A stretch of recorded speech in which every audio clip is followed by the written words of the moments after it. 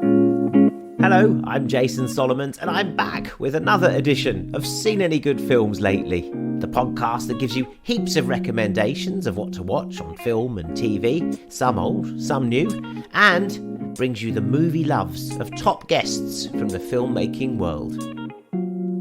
It's so good, it's so effective, it's such a brilliant piece of filmmaking, and it must have been utterly miserable to shoot. My guest today is director Michael Caton-Jones, whose career has taken him from British hits such as Scandal and Memphis Belle to Hollywood, working with Robert De Niro and Leonardo DiCaprio, and with Sharon Stone, to Rwanda with Shooting Dogs, and now back to his Scottish roots for girls' school coming-of-age drama Our Ladies.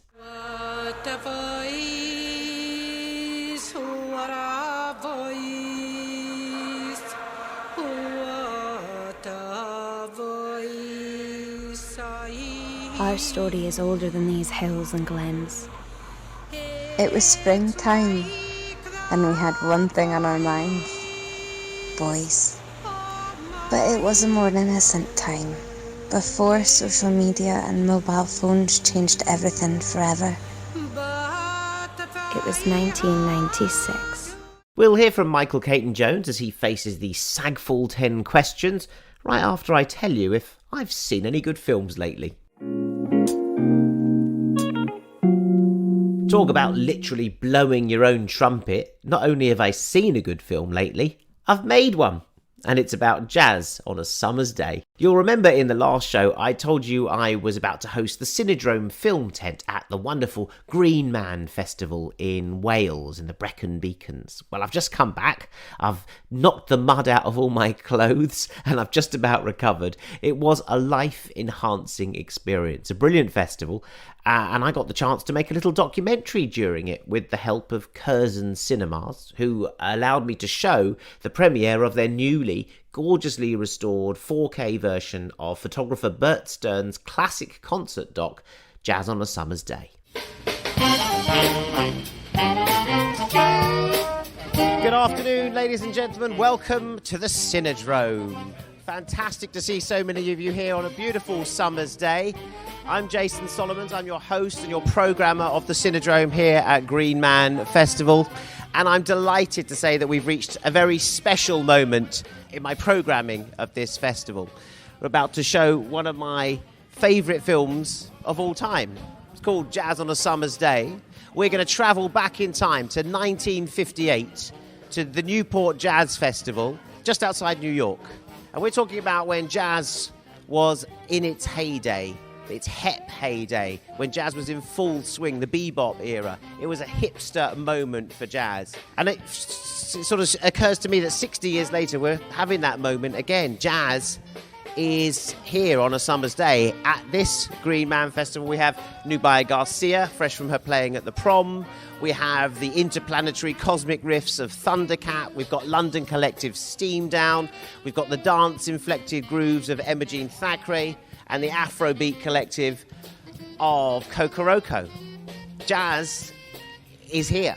You can see all of the film that I made with interviews with Imogen Thackeray and Kokoroko after screenings of the doc in Curzon Cinemas, which is looking superb in this new restoration. And it's still a brilliant document of some of the jazz greats in their heyday, as well as a great fashion film and a time capsule. I had a busy ball making the accompanying film, dashing about with my film crew on the back of one of those buggies you see at festivals, going through the mud, zipping behind the far out stage and the mountain stage backstage to interview these brilliant new female stars of the modern jazz age. So I hope you'll enjoy that little extra treat.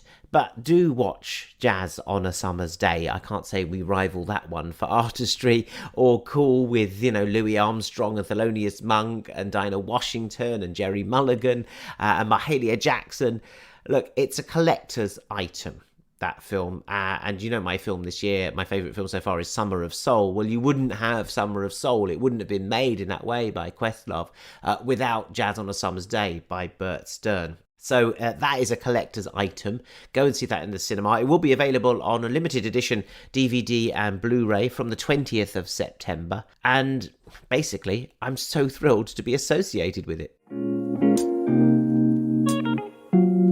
Now to Michael Caton-Jones, whose new film is Our Ladies, based on Morven Caller author Alan Warner's hit late 90s novel, The Sopranos. It's out in UK cinemas from August the 27th and features a young cast of Catholic schoolgirls from the Highlands who make the big trip to Edinburgh for a choir competition and have a day out that changes their lives forever.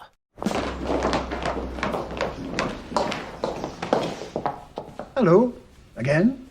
We'd like to report a theft. Of course, ladies. Now, were you the victims of a theft? Or is it something you've stolen? I thought you said he'd help. A man stole our school uniforms. Who was the man? Danny. And where did you meet Danny? A Castleview sauna. Shell, that place is only for men. No way. I saw a few lassies in there. It's a brothel, you silly cows. Michael is one of the UK's most underrated directors, with a fantastic career that started with the still excellent Scandal, starring John Hurt, Ian McKellen and Joanne Whalley as Christine Keeler. That took him to Hollywood for This Boy's Life and City by the Sea with De Niro and the very young Leo DiCaprio. He did The Jackal with Richard Gere and Bruce Willis, the Scottish epic Rob Roy, and the indie movie Shooting Dogs about the Rwandan genocide. Of course, there was Basic Instinct 2 with Sharon Stone. That one didn't go so well, but it's a great career full of stories and insight, and it makes Michael a perfect guest for seeing any good films lately. He's back living in the UK now, and when I met him over Zoom to share all of that, I started by asking if Our Ladies was something he'd been working on for a while. Oh my God, it's the longest thing I've ever been involved in my life.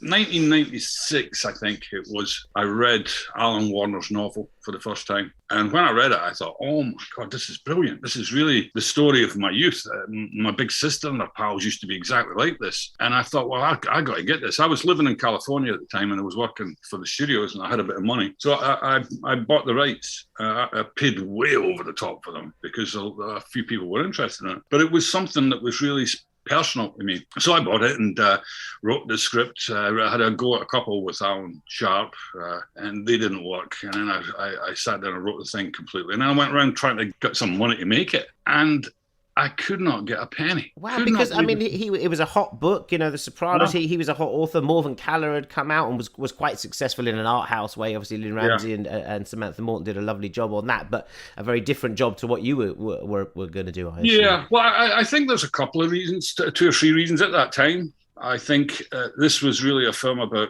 class and woman's place in the world, and I don't think that was particularly sexy or interesting at the time. I think society's changed, and these stories are much more acceptable now. Well, I think they're what we're looking to tell now, isn't it? That's fascinating. Yeah. That is absolutely fascinating that it's taken that shift, because right now it seems completely to chime with exactly what people want. Well, exactly. I mean, that's what I thought. I've lost the plot. I've completely lost the plot here. This is really simple, really cheap, and will be really effective. And nobody wants to do it. They wanted me to change it to a kind of boarding school in Buckinghamshire, or do it something that was more St. Trinian-y. And I was like, "Fuck off! No way."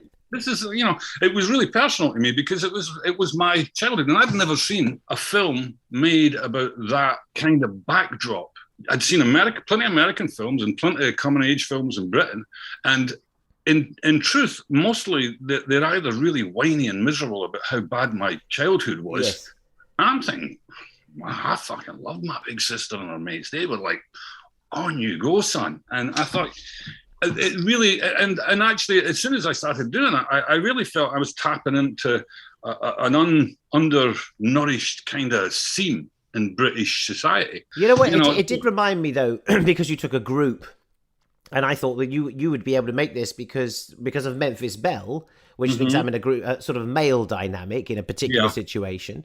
That this was the female dynamic in another situation. I mean, obviously not under the threat of war or anything, but that you were very good at group dynamics in that case. Yes. You're right on the money there, because I had done a Memphis Belle. It's actually the mechanics of how do you make a film about, how do you structure the narrative and keep everybody interested, and make their stories all come to a peak at the same time in the film. That structural and kind of personal work you've got to do with the actors, I learned a lot from that when I was young. And one of the main ththings that I learned was that if you want actors to portray close friends on screen, you really have to invest in time before you start getting them to know each other. And on Memphis Belle, we had sent the boys off to a boot camp and made them live with each other, and they were miserable. They were young American guys, desperately. It was cool to be in Britain, but they get stuck in a tent and they had to, sort of shit in the fields and stuff. And by the end of that week, they knew each other inside out. And I always kept that in my mind. There were things they were doing, the way they were standing with each other, leaning, body language, everything came from that. So when I went to do Our Ladies, there was a, and you can do this if you do it early enough. You budget. You say, I'm not going to cast anybody unless they give me 3 weeks before the film. And I made the girls that once I cast them in Our Ladies, they lived together, and we rehearsed them inside out for 3 weeks solid. I mean, one of the great things about the film for me is that they kind of seem as though they're not acting. They're kind of like loose and what have you, and it looks as though they're just making it up. And because they're not well-known faces, you can join in on that. And really, I just think what they've done is kind of espoused that group ethic, and they were empowered. What I like about it is that it made me feel like a teenage girl. Yeah. And that is, I've never been one of those. Yeah. But I've known them, and I really felt in their skin, and I felt free, and I felt like I wanted to do things again and have those experiences again. Yeah, I mean, for me, I'm obviously a man, and there was some question, of course, by people, why should a man make it? Why should a man not make it? I mean, as I said before, you don't have to be a murderer to make a film about a murderer. And I knew this backdrop probably better than any other Scottish director, I'd say, simply because, there's not that many of us. Yeah. So I felt I was better placed to make that film, and that if I could get the details of their existence right, then the girls that I cast themselves would fill in the authenticity about it. It's very funny you mentioned that there aren't that many Scottish directors, although this week there's another film coming out, Gillis McKinnon, who is Scottish. Oh, Gillis. I was a film school with Gillis. Were you? And he's got a film coming out this week as well called The Last Bus, with Tim Spall journeying from John O'Groats to Land's End. Mm-hmm. And so I'd see that sort of that era of that. You were one of the first sort of graduates from the National Film and Television School, weren't you, really? I was. Yeah. I was in a rush. I had children at that point. Everybody else had just come out of university, and I was like in a hurry.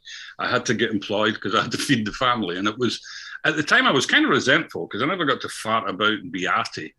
But in retrospect, it was the greatest training for being a film director, because I had no time to waste, and I had to keep moving, and I had to learn this, and I had to learn that. And it supported me the rest of my career. To be honest. It's been a pretty amazing career, Michael, if you think about it. It's not been bad. I mean, I hesitated to go into a career because all it was me going, okay, geez, that job's finished, I better get another one. I never really planned. I kind of went away from whatever the film I had just done was. I really like making films. I don't know what they say, but I really like making. Just being on set, doing the process, getting through. Well, it's the process of making a film. That you start off with an idea, and these ideas are gold, and you see these sort of pictures in your head, and you go, and at that moment she looks, and then you start weeping at that point. You do all this internal stuff to start with, but then you have to break it down and actually figure out how do you reflect those, how do you make those feelings be reflected with just a picture and just some noise. They don't need to connect, but you're trying to create a third thing, which is a feeling. Everybody says that, films are visual mediums, but I disagree. I think they are emotional mediums. Oh, I like that. No one's ever I've interviewed, honestly, about 1,000 directors, and no one's ever said that. And really? I think that's a really, really beautiful way of putting it, to be honest. Well, because I watch films. A lot of my critical colleagues watch them, and they talk about shots and everything. I always say to people, it's actually how they make you feel That's all I come away with is how it made me feel, and I always describe them in ways that it made me feel, like sort of almost synesthetic kind of. Yes.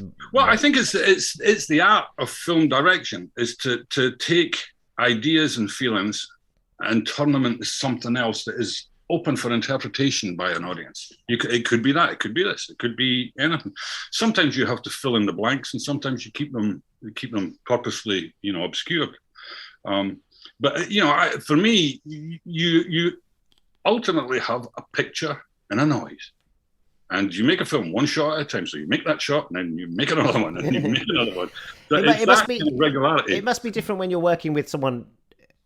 Often you work with young unknowns. I suppose Memphis Belle, they were unknown a bit, but you had David Putnam producing, a big experienced guy, and then this one, Our Ladies, you've got unknowns. But when you get a massive star like De Niro, who you worked with twice, is that right? City by Sea and This Boy's Life.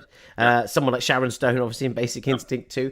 There's a different thing when the star brings their kind of concept to it, isn't there?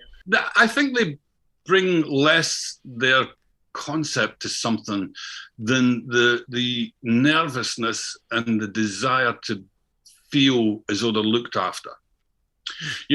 For every movie star, they live with this knowledge that their name is bigger than the film to a greater extent.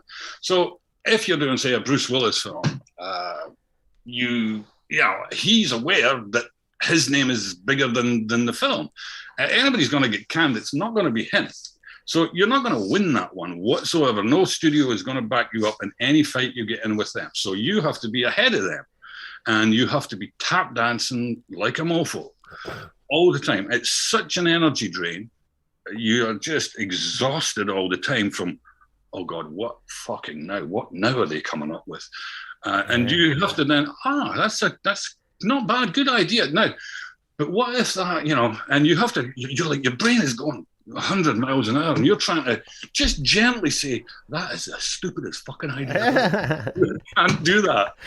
Lucky Leonardo DiCaprio was only a kid when you had him, I think. Otherwise, it's different now. No, but the truth is, it's so you're managing their kind of insecurity a lot, and their insecurity generally manifests itself by demanding attention.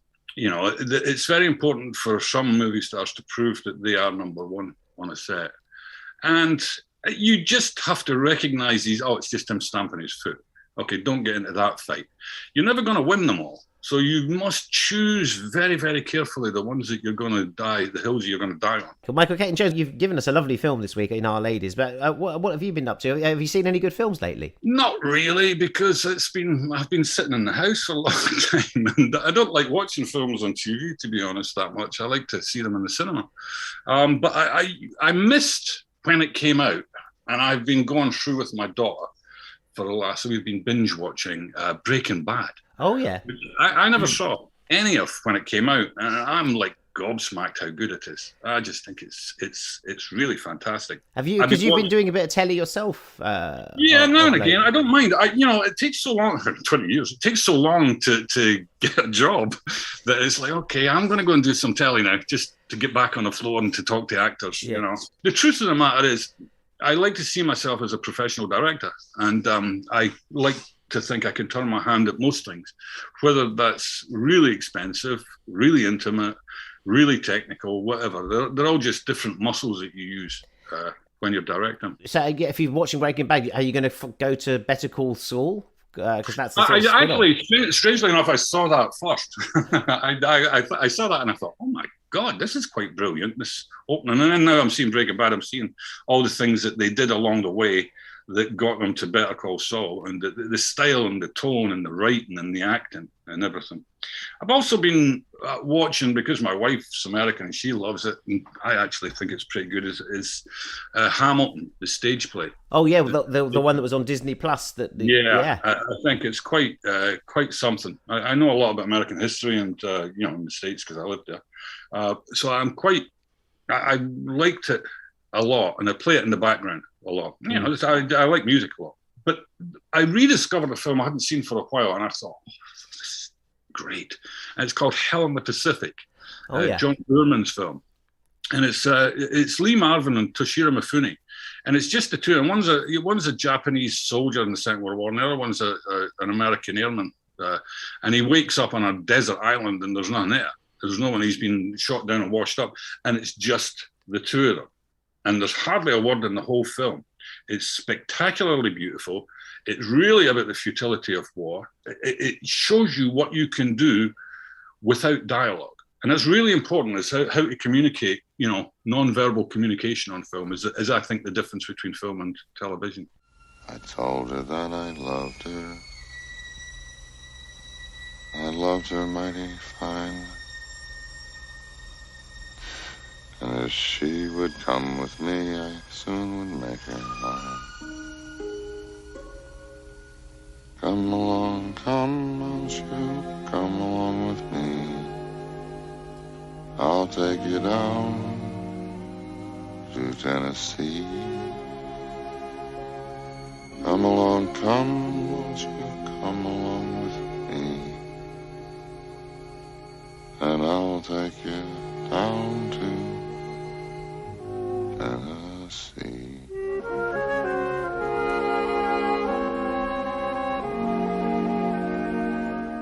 That is a fantastic recommendation, Hell in the Pacific. I've never seen it. I love John Boorman and I love Lee Marvin, but Point Blank is one of my favourite films of all time. And Toshiro Mifune is just, there's no dialogue really. Yeah. And it's so poignant at the end. The star of Rashomon, of course. Brilliant to see. Great recommendation. I'm going to go and see that, Michael. Well, I'm going to get hold of it and see that. I recommend it. Yeah, very good. Well, heartily so.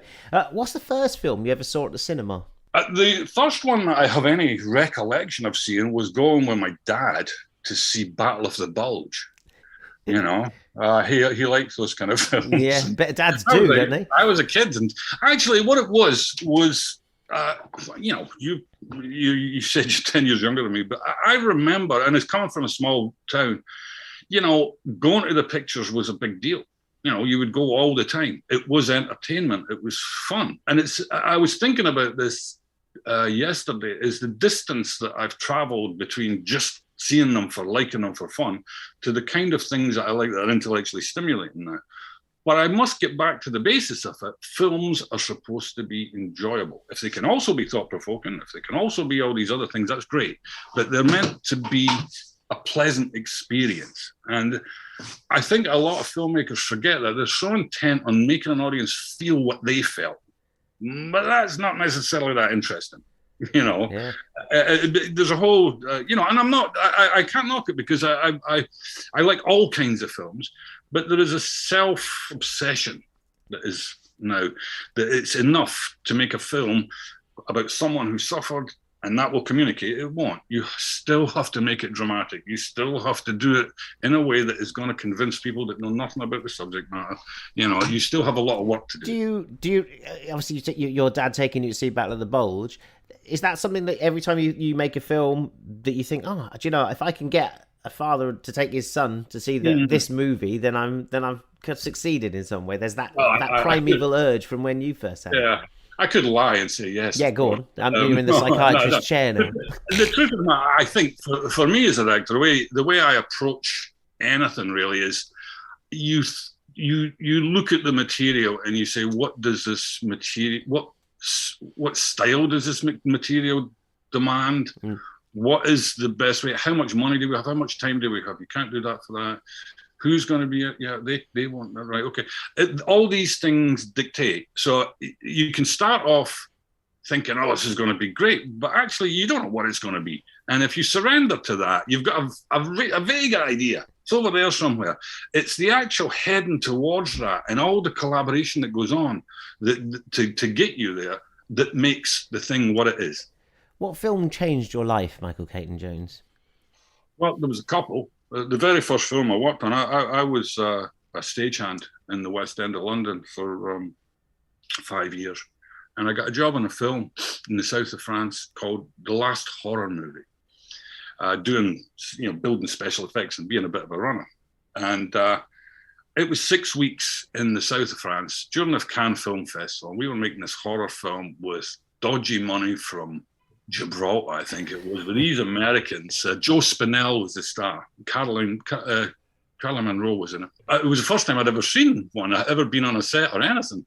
And because I was used to being a stagehand, I knew how to do stuff, how to be professional, but this was utter chaos. They didn't know what they were doing. You know, I had to do smoke in the street and the smoke would blow down, and then we'd run down and we'd run back forward. It was utter chaos, and I loved it. I thought, this is brilliant. You know, it's like the theatre, but it's even better because you're running around with these nutters.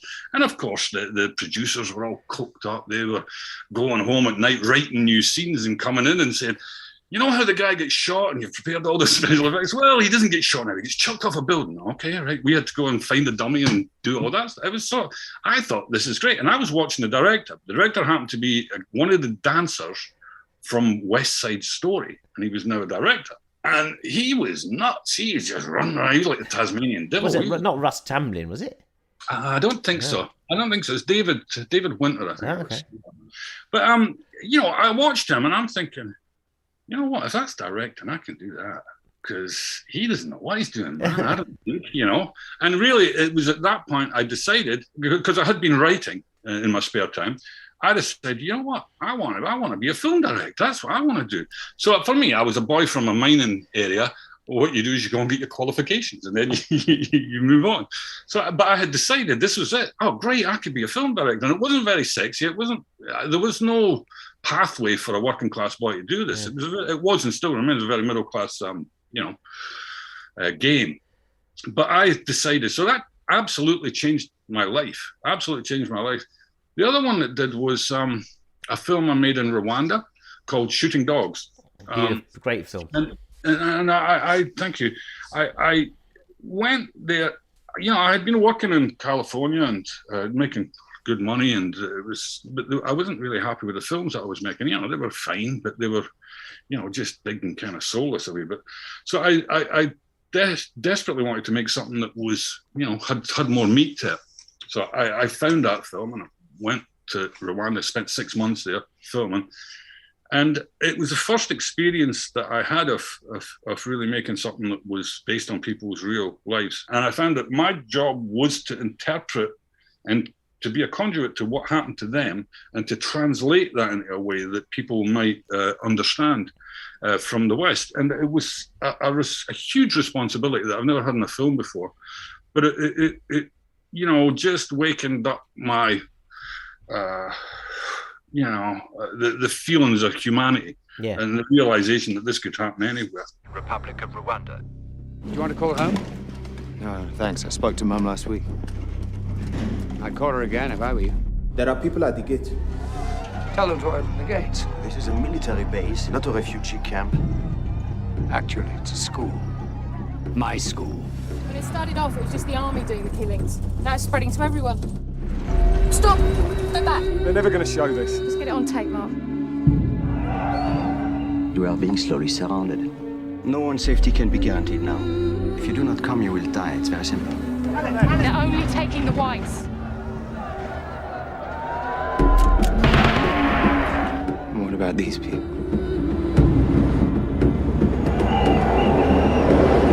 You'll never leave us, Papa Christopher?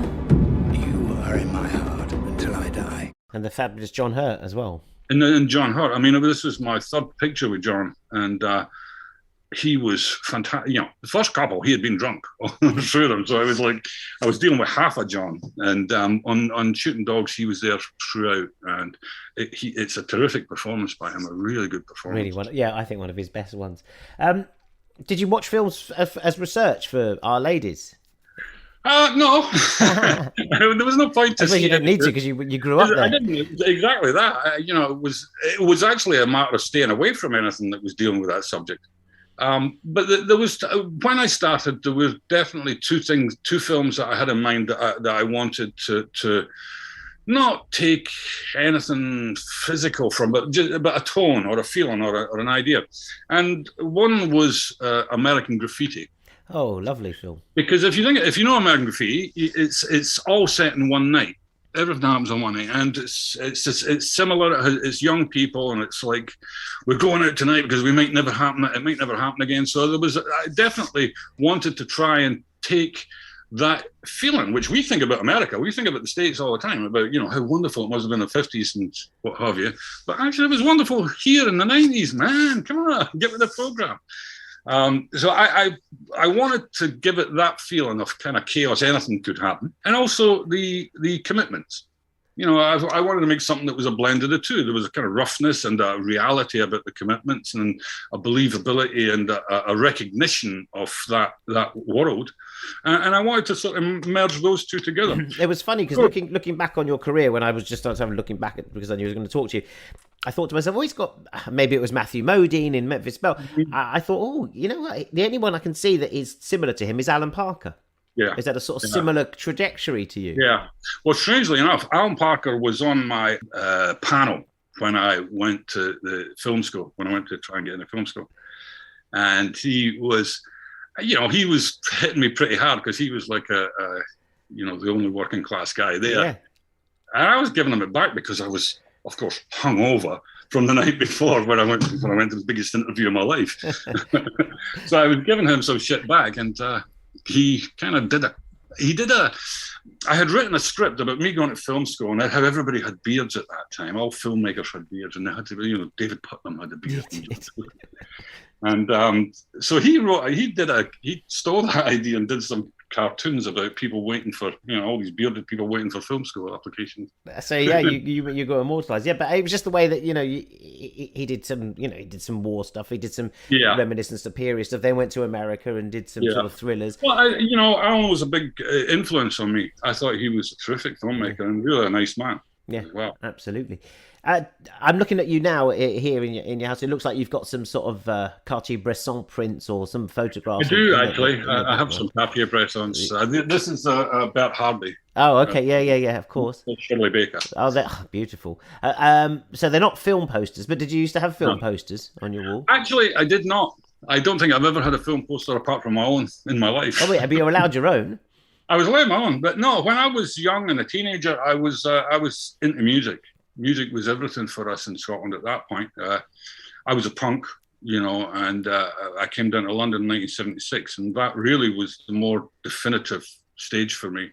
It was actually by being a punk that I decided to become a director, because it was like, as I say, I didn't know anybody who had been in film before. I didn't know anything about it. Nobody, it was not a thing. But when punk came along, it was, well, you just go do it. Just do it. So that was what I did. I was filled full of that philosophy, stand up for what's right and just do it. It doesn't matter. Go bang. And it was what pushed me forward, really. So that I was more into music at that point. So the same as most everyone. Understandably. What film posters of your own do you still have? Have you got any in your house? Yeah, I have, If I don't have them, who's going to have them? They're all stacked up in things facing the wall. Oh, you haven't got one at the top of the stairs. Just if you had one from your career, which one would you sort of put up and say that's the one I did, and I love that poster. It's got everything about me on it. I like Shooting Dogs poster. I like the early ones of Scandal as well. Oh yeah. That's a great poster. I'd have Scandal on my wall. I've certainly had Kristen Keeler on my wall at some point. Yeah, I have about because Palace made about 4 different types at that point, and I've got a big black one with strips. It's kind of Saul Bassey, and it's got like John Hutton and Joanne and Scandal. It's pretty nifty, actually, pretty stylish. Yeah, Scandal still looks like a great poster. Still a great film, actually. It was. Thank you. I mean, I was really.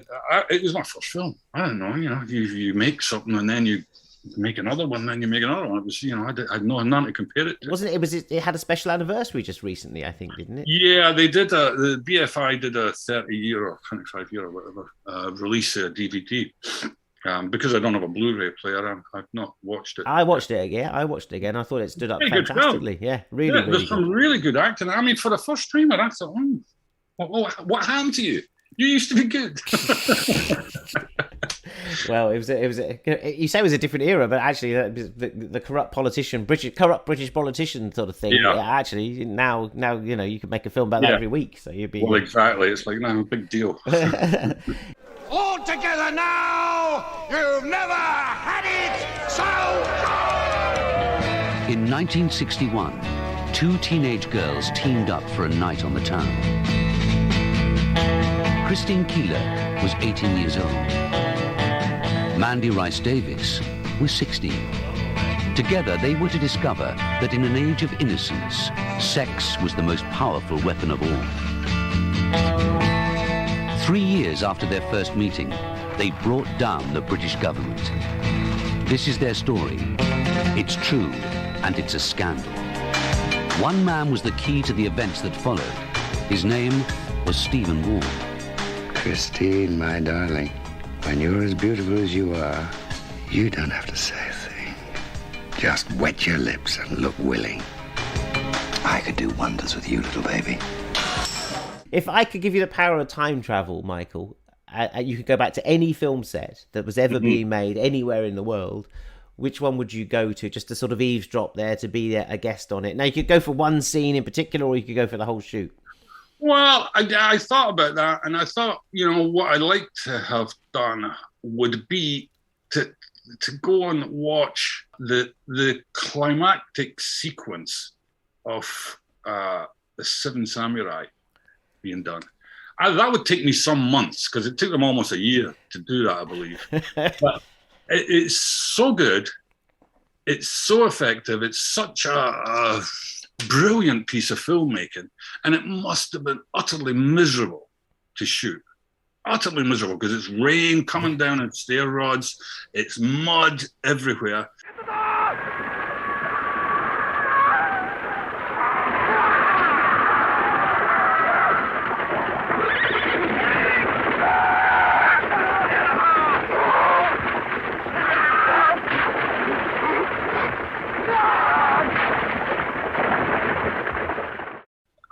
I always looked at that when I was making Memphis Belle, because I made a decision when I made Memphis Belle. The first thing I did was get a B-17 aircraft, and they're really tight. You're like this. You're going, oh, geez, Louise, what the hell am I going to do with it? So I thought, I've never seen that on a film before about these planes, so that's what I'm going to do. Like Das Boot, I'm going to make it like compressed. Yeah. So I decided never to use wider than a 50mm lens, which is basically straight your eye sight.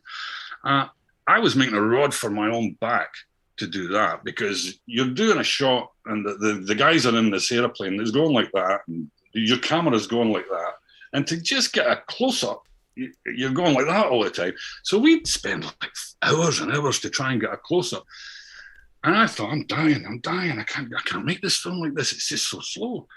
And once we had finished, it was a good lesson for me. Once I'd finished shooting the film, the feeling of compression was gone for me, but on the film, you're watching it and you are completely claustrophobic about it. And it just showed me that you have to actually be very disciplined, and sometimes it's very difficult and painful, that you've actually got to go through it, because you've got to remember, it's the film. It's not your experience at that point. You have this with actors as well, and especially with comedies.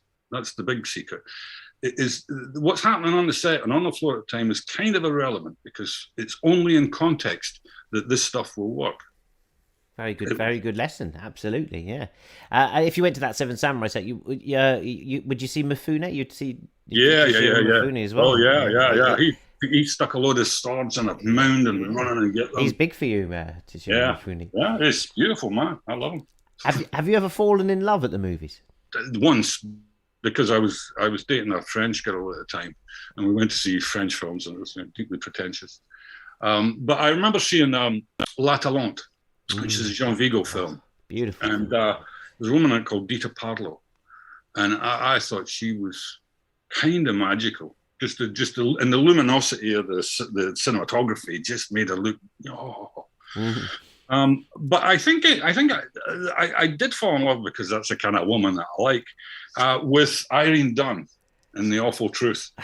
I like them sassy. I like them mousy. I like them able to hit me with a quip and come back. It's a sense of humor, it's a sharpness. I like that. And she matched Cary Grant in that film and more. I think my brother's pretty swell, don't you?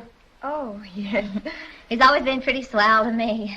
I was working my head off at the Virginia Club, but the minute he started doing better, you know what I mean? Why, he made me give up my job and take a trip to London and Paris, and I think that was pretty swell, don't you? What did you do at the Virginia Club?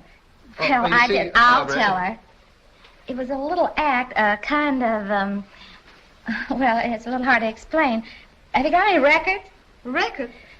Oh, yes, we have some records. Well, maybe we... Say, wait a minute. Don't anybody leave this room. I've lost my purse. Why, here it is. Oh, well, am I relieved. Where are the records? Oh, come this way and I'll show you. Look, will you kind of keep an eye on that for me? A Screwball Woman. Yeah, they don't get better than those, actually. All right. Oh, but Dita Parlo, a very good choice as well. That's one of the most romantic films ever made. It really is. I think, yeah. Oh, I tried to steal that sequence so many times when he's lying in bed dreaming about her and she's lying in bed dreaming about him, and they mix the two shots together, and you suddenly go, oh, I get it. They're thinking of each other. One of your ex-punk National Film and Television School, Julian Temple, I think that's his favourite film. He'll tell oh, really? He dreams of Latelant all the time. I think he made a film. He made a film called Vigo, actually, about Jean Vigo. So there you go. Have you got a favourite musical film or a favourite musical sequence or dance number in a particular film? Well, I like a lot of them. I mean, the very obvious ones like the West Side Story and what have you. But I think the one I remember again, because my dad used to like it, was there's a dance sequence in Seven Brides for Seven Brothers. Oh yeah, and it's quite brilliant actually. It goes on for about 5 minutes, and it's the whole lot of them a sort of barn dance or a hoedown or something.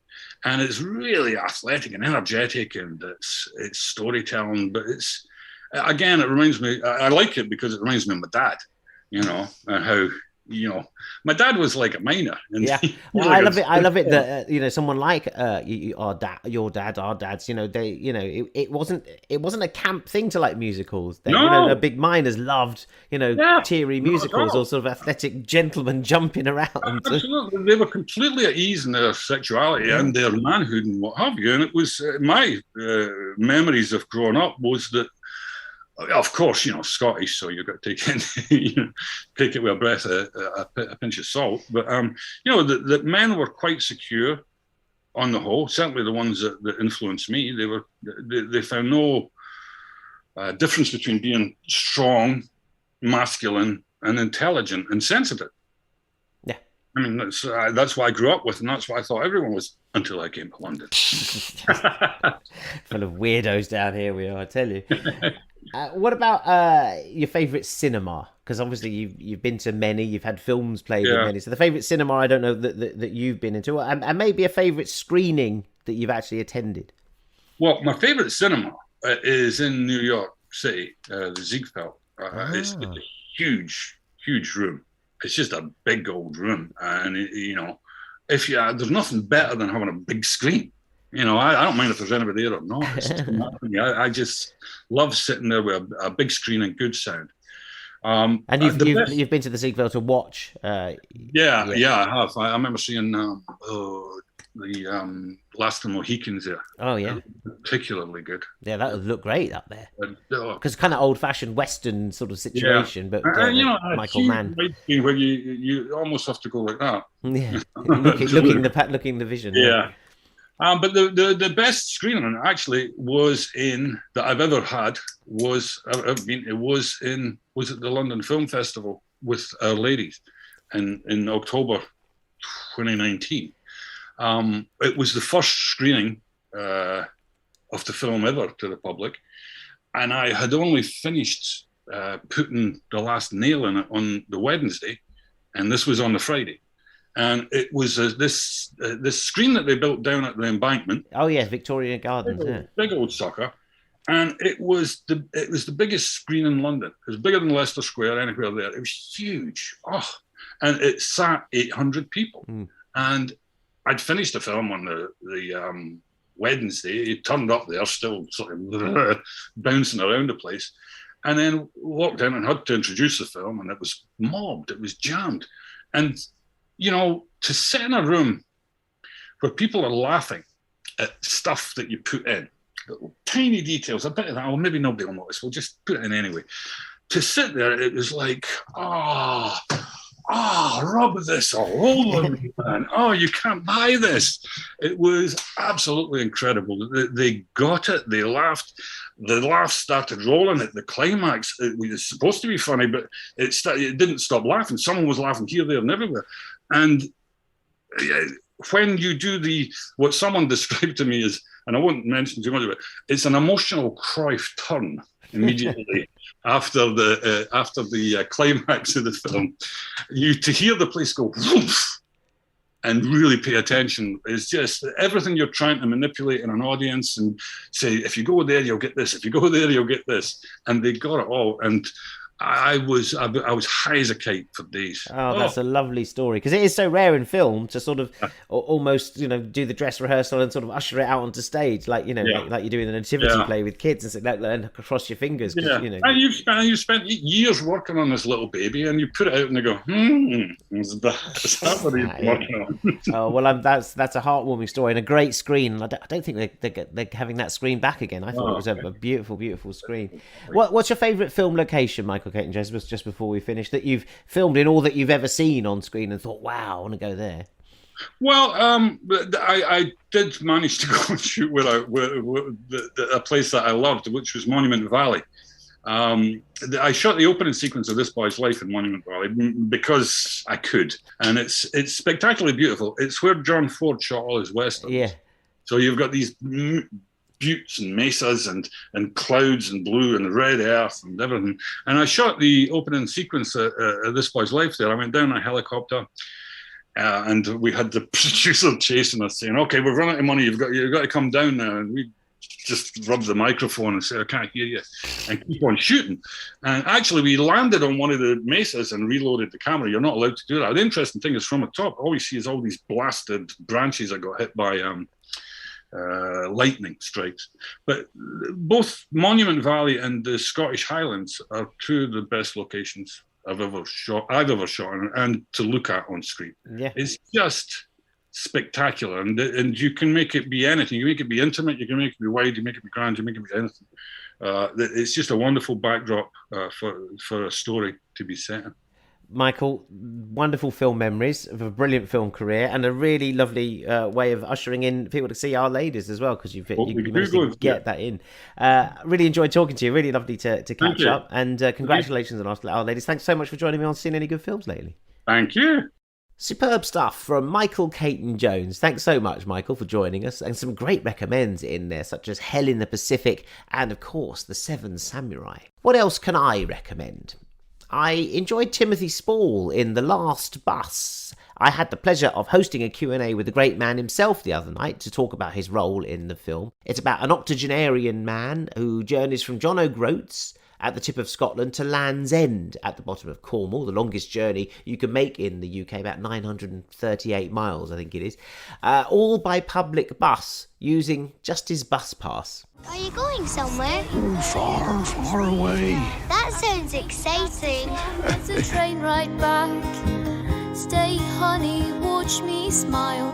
I can make it last for miles and miles. I think I know you. You are a brave man. Please take this. Your money's not good in here, mate. Go on. Thank you. It's weird how a bunch of lyrics put into a song takes you extraordinary places where you don't belong. A frozen mind doesn't know. You don't have to do this. Yes, I do. I love you, Tom. And tonight you don't wanna go home. And tonight you don't wanna go home. And today you'd rather stay. What are you all doing here? We came for you. Tim's great as Tom, giving a spiky performance in what could have been a sentimental film, and he never lets that overtake it. He's always got an edge to him. He's a cantankerous old man, is Tom, but we warm to him. Great performance from Timothy Spall, another one in the pantheon of great Spall characters. There's also Jude Law in The Nest at the moment. Jude is very good in this, as he usually is when he plays a complete bastard. Here he's a banker in 1980s London trying to make a big deal, but poisoning his family along the way with ambition and greed and desperation. I have a huge check coming in at the end of the month. We stop worrying about this once and for all. Really, Rory, at the end of the month? Before the end of the month, within 10 days. What's it for? Don't worry, it's coming. I saw some deposits you made. It's nowhere near what you're spending. It's taking time. It takes time. It's coming. Here's the next payment. It's the one. All right, well, if you have all this money coming in 10 days, then you can buy me dinner and we can order whatever we want. Of course. Of course. Are you ready to order, sir? Yeah, I think so. We'll start with a dozen oysters and the shrimp cocktail. My princess will have the Chateaubriand, and I'll do the whole roasted sea bass. Let's start with a bottle of white, and then we'll have red with our dinner, whatever you think goes best with our food. Don't look at him. I've told you what we wanted. Thank you.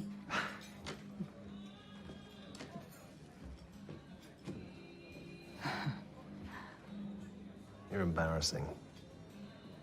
And you're exhausting. It's a strange film, one that doesn't really bother recreating the period at all. I don't know if they ran out of budget or it all went on Jude, but it's an artistic choice that for me backfires because I kept wondering, well, why they weren't doing the period. But nevertheless, great performances. Jude's really good. Carrie Coon as his wife, also very good. And Adil Akhtar pops up in it too, wearing quite an 80s suit, actually, that one. So that's The Nest. And there's Welsh black comedy The Toll out now too. I premiered that at Green Man, and it stars Michael Smiley, who's always worth watching. He plays a loner operating the loneliest toll booth in all Wales, but whose criminal past suddenly catches up with him. Watch out for rampaging triplets and a deadly Elvis impersonator. 10. Oh, I don't know the call for this. There's been a terrorist incident. A what? They were speaking their own language. They weren't speaking in English. You don't think they could have been speaking Welsh? This gentleman been sent by a crime family who are intent on taking over your turf. How long are you taking? How much is it? £1.20. Oh, come on. We usually encourage tourists to stick to sightseeing. Anything unusual today? Do you have anything to chop him up with? Nothing out of the obvious. What can anyone tell me about our friend in the toll booth? Yeah, I told you that one was weird. Right, I'm off to the Venice Film Festival next week, so that's about the end of this edition of Seen Any Good Films Lately. I will definitely be doing a Venice special, as I did last year, for my next instalment, and hopefully I'll have some juicy star interviews for you, and certainly the first reviews of what's likely to be some early awards season contenders, including Kristen Stewart as Lady Di in Spencer, and Penelope Cruz in the new Almodovar film Parallel Mothers. Until then, let's blow my own jazz trumpet once more and go out with some more reflections from Jazz on a Summer's Day from Green Man Festival. See you cats soon. Having all these jazz people here, it really feels like a moment. I don't know if it's a UK moment. I don't know if you all sit together and kind of go, right, brilliant, you do this, you do that. I know they play together, but it all seems to be coming together at the right time for you lot. I mean, we all know each other, and a lot of us went to the same music college, and for us it just feels very normal to be, playing alongside people, or, people from different bands sort of swapping and stuff, because it's just like a big extended web throughout London and the UK.